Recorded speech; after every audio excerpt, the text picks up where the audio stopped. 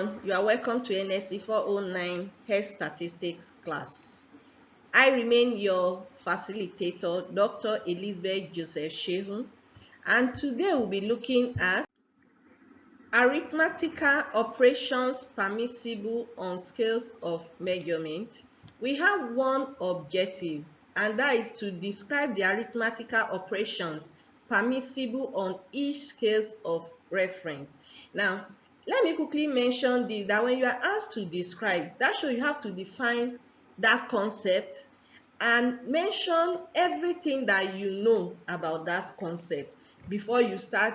That is the meaning of description. So if you are asked to describe anything in your exam, know that you will start from the definition, and after the definition you go into each of that concept and start talking about it. So today, at the end of this class today, you should be able to describe the arithmetical operations permissible on each scale of measurement. And this, what are scales of measurement? Scales of measurement are levels of measurement that can define as a classification that describe the nature of information within the values assigned to variables. In our class tomorrow, we'll be discussing variables, but let me quickly mention what are variables here, since we are discussing scales of measurement. And we said that they describe the nature of information within the values assigned to variables. When you talk about variables are something whose value can vary. For instance, age, you have different kind of age of individual. Individual can be 10 years, the other one can be 15 years. So it's very, the same thing with sex, that is gender. One can be male, the other one can be female. So now when you are talking about the level of measurement here, you are trying to describe the nature of information within the values assigned to that variable. So the level of information you can get within variable like sex. When you talk about male, what are the values assigned, what information, the nature of the information that is within that value that you gave to that variable that is a male? What are the information within that value that you give to a variable that is a female? So these are the, when you are talking about scale of measurement here now, you are trying to define, you are trying to describe the nature of information within the values assigned to variable. And each of measurement can be defined by the degree of accuracy and sophistication of the measuring devices. What are we talking here? That a level of measurement, we have different type of level of measurement that we'll quickly discuss as we go on in this class. But when you look at each level of measurement, you can define the degree of accuracy of exactly information you can get from that measurement type, from that scale of measurement type, and how simplicity or complex that measuring device is. So this will take classification of scales of measurement. We have the first one we will discuss here. We have about 4 of them, the 4 principal scales of measurement. But the first one we are looking at is nominal or classificatory scale. What do we mean by nominal or classificatory scale? These are names or label or tags given to distinguish one measurement from another based on certain qualities or attributes. Measurement on this scale does not include any notion of magnitude. Example of this is outcome of disease in a patient, which you can measure with survivor or dead. So you cannot say that survivor is, when you move from survivor you move to dead. No, but in this one, you just a tag, it's just a label you give to that particular situation. And another example here is sex, which is sex, that is gender, male or female. You just have to label that variable as male or female, not that one male is higher than the other one. When you combine 1 plus 2, it give you another thing. No, in nominal scale, is just an attribute that you have to give to your variable to distinguish one quality from the other. That that of nominal scale. The second one is ordinal or ranking scale. This has characteristic of nominal scale. That is, you give attribute, you give attribute to certain variable to be able to differentiate them from one another.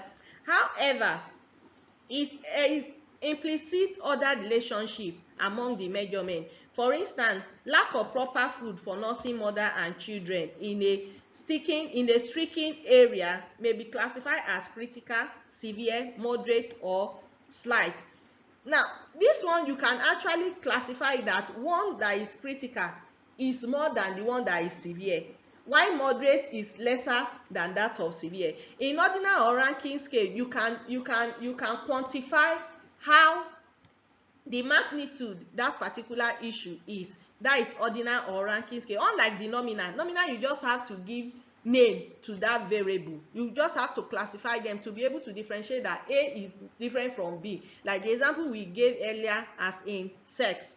Then the third one we'll be looking at, the third scales of measurement we'll be looking at is interval scale. Interval scale is characterized by a numerical unit of measurement, such as difference between any two measurements is explicitly known in terms of an interval between the two measurements. That is, when you say that from 1 to 2, they have differences of 1 in between. An example of interval scale here is temperature, body temperature. It's usually measured on an interval scale, and of which the unit may be in degree or Celsius. However, in ordinal scale, it's just a transform. You just have to assign that value you are giving, not based on the difference between 1 and 2. Definitely, when you say that somebody temperature is 18 and the next one is 36, you can say there is differences of so number in between. But when you are saying something is severe and the other one is critical, you cannot mention the degree between the severe and the critical. That is different between interval scale and ordinal scale. And the next one we'll talk about is the ratio scale. The ratio scale has all the characteristics of the interval scale as well, although this one has a true or absolute 0, so that the ratio between two values on the scale is a meaningful measure of the relative magnitude of the two measurements. Example is height in meter and weight in kg. So for ratio scale, it has absolute 0. So these are the types or the classification of scales of measurement we have. And the next thing we'll be looking at is arithmetical operations permissible on each scale. I'm sure you quite agree with me that looking through the classification of scale, you cannot say that for nominal scale you can just add a male and female together. Then it will give you certain proportion, but you cannot say that male and female will give you male and female as equation. No, as we have that, okay, when somebody weight is 10, another one is 20, you can easily say that there is differences of 10 in between. But that of nominal, you may not be able to do that, and that is why we are treating this topic today: arithmetical operations permissible on each scale. Let's quickly look at nominal scale. What are the arithmetical operations that you can do on nominal scale? The arithmetical operation of equivalent is permissible on this scale. So what do we mean by equivalent? That one woman is equivalent to another woman. That is, you have a study where you collected information about women. So you can say that women in group A is the same as equivalent to women in group B. That shows you must have defined what you mean by women in that study. So for nominal scale, you can easily say that one woman is equivalent to another. Equivalent measurement can be aggregated into a category and count. So like we said, you can put all the males together. Remember that we say example of nominal scale is sex, that is gender. You can put all the male together and all the female together and you count them, and also you can say that proportions belong to each measurement category out of the total number measure can be calculated. So the only thing you can do on nominal scale is to count them, categorize them and count them. Then you can find the proportion of each group from the other group. The next one we look at is ordinal scales. One measurement can be equal to another, that is still equivalent, or you can describe that one measurement is greater than the other or lesser than the other. The difference between one measurement and another is not explicit, and differences between adjacent measurements are not equivalent. You cannot say that yes, from the issue of higher level and lower level, the degree is the same thing. You can't measure that in ordinal scale. So what you can still do again is equivalent measurement. You aggregate them into measurement and you count each category and also find proportion of each category. That is how you can measure that of ordinal scales. The next one we'll be talking about is interval scale. Arithmetical operations permissible on interval scale include all those allowed on the ordinal scale. That is, what is allowed in ordinal scale, you can also, that is ordinal scale or nominal scale, you can also apply it when it comes to interval scale. And measurement can be added, subtracted, divided, and multiplied by a constant to each interpretable result. So for interval scale, you can add, you can subtract, you can multiply and get a very good result that you can interpret.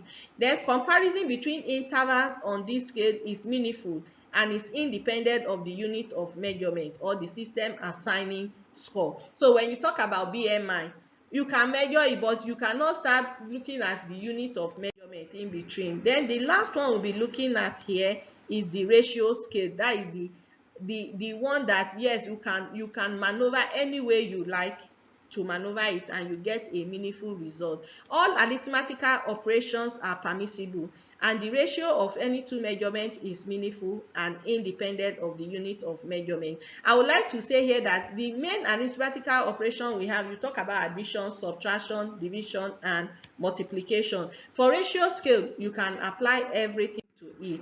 And with this, we have come to the end of today's class. And what have we learned today? We have learned the arithmetical operation that is permissible on each measuring scale, and we have discussed the type of measuring scale and we try to define what measuring scales are.